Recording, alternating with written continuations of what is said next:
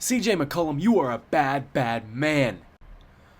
What an ending we just had to Game 3 of Hawks versus Knicks. Man, came down to the wire, back and forth. You love to see it. Hawks were up big early in this one, but hey, the Knicks crawled back.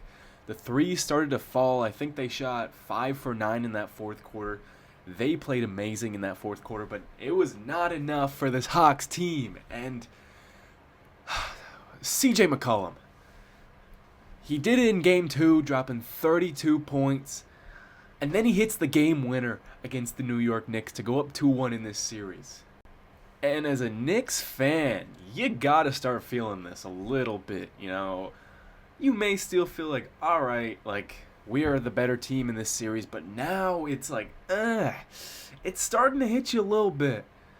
And where do you go from here? Because your guys balled out, you got off to a slow start, and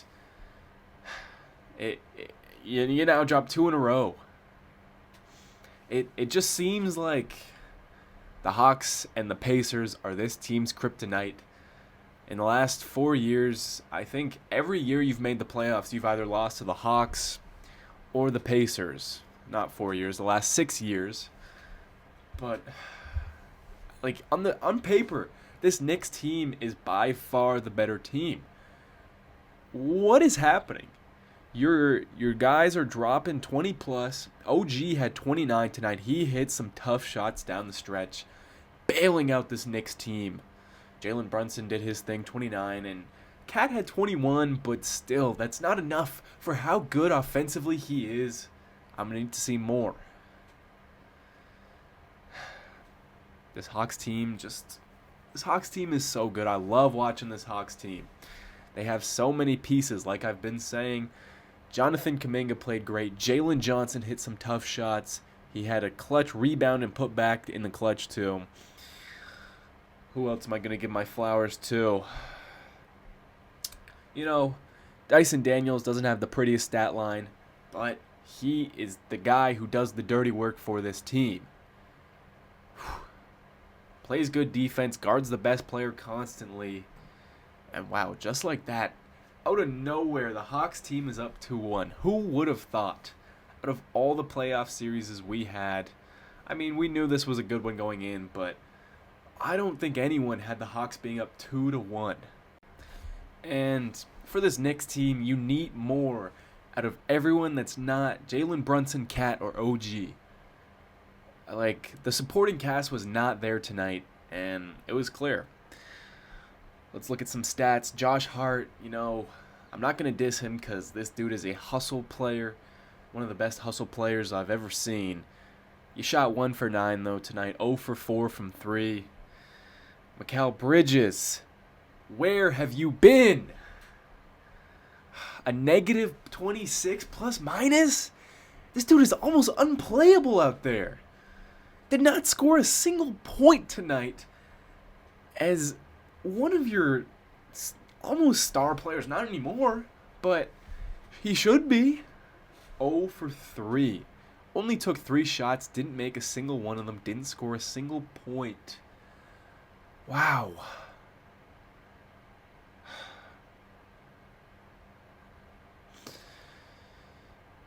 Wow, that threw me for a loop. He has, like I said, I've talked about him, the final shot he took in Game 2, but he is in such a cold stretch in his career right now. He's got to step it up if this Knicks team wants to go anywhere, and that includes outside of the first round.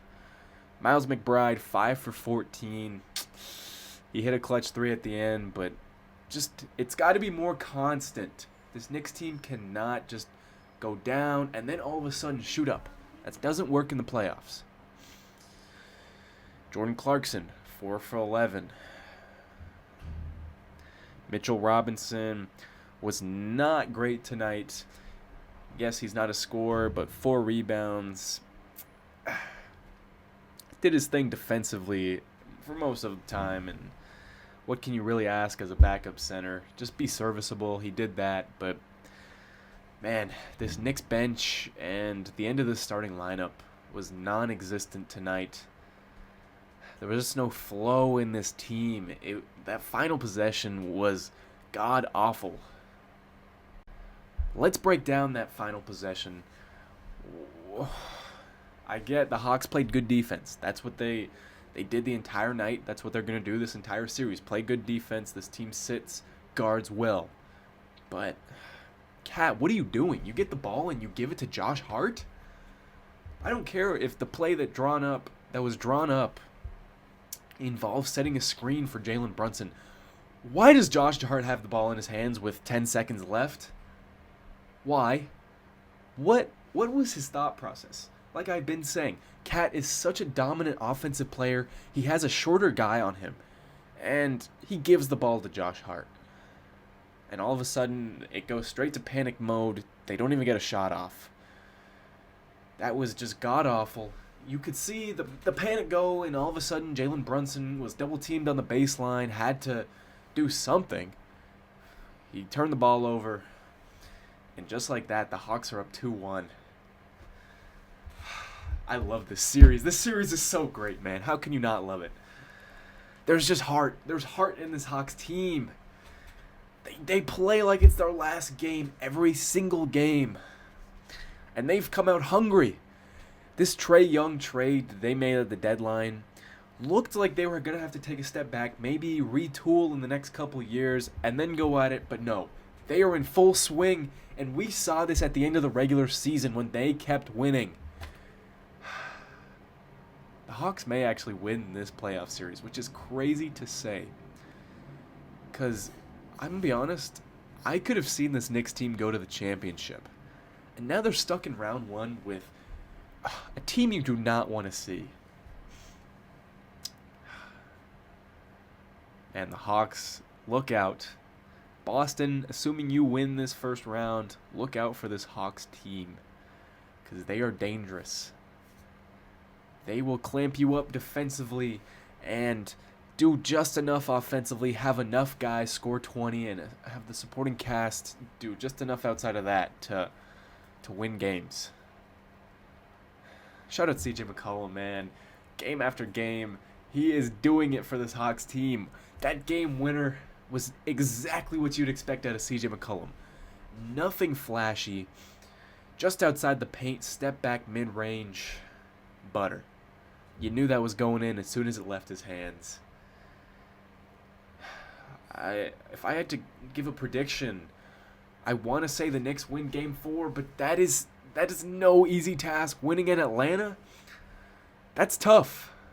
That is not a guarantee. Wow. I still don't want to count this Knicks team out, though. You just can't until it actually happens, because this Knicks team is very good, and they are capable of way more than what they've been doing.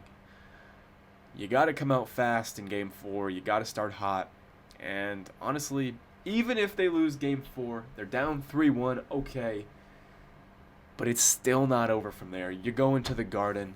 I see no way, shape, or form the Knicks lose Game 5, no matter what happens in Game 4. The series is going to be interesting, man. I'm so excited. I'm going to be tuned in for the rest of this series. I hope it goes 7. Let me know what everyone else thinks.